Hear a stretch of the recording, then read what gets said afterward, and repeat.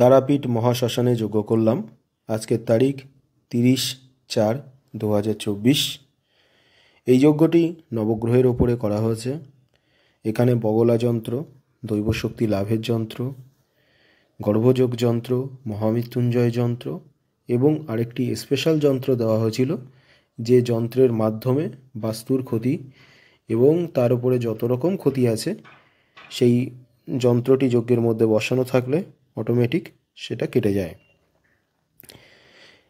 অনেক সময় বাস্তুর মধ্যে গ্রহর দশা থাকে, এর ফলে বাস্তুরও মঙ্গল হয়।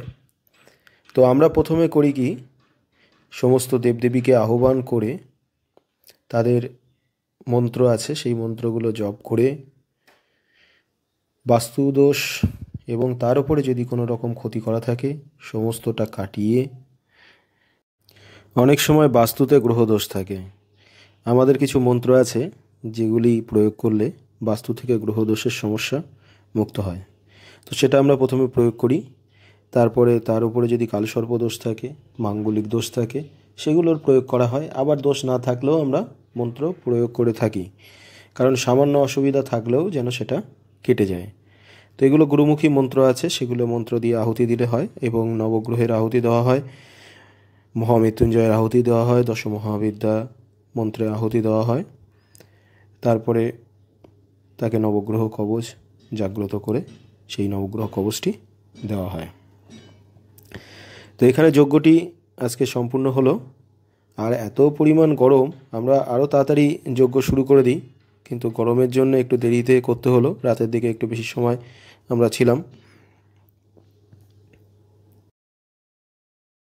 পূর্ণাহুতি দেওয়ার পরে এবার আমরা মাল্য প্রদান করব।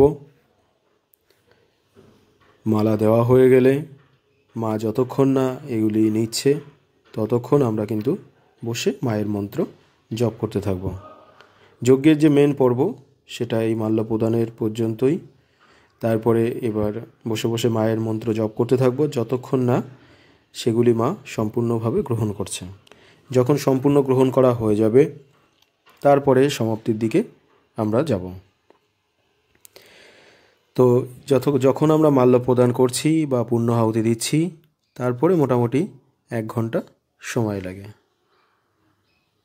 তো আপনারা এই যজ্ঞ দর্শন করুন এবং যজ্ঞে মায়ের কাছে প্রার্থনা করুন।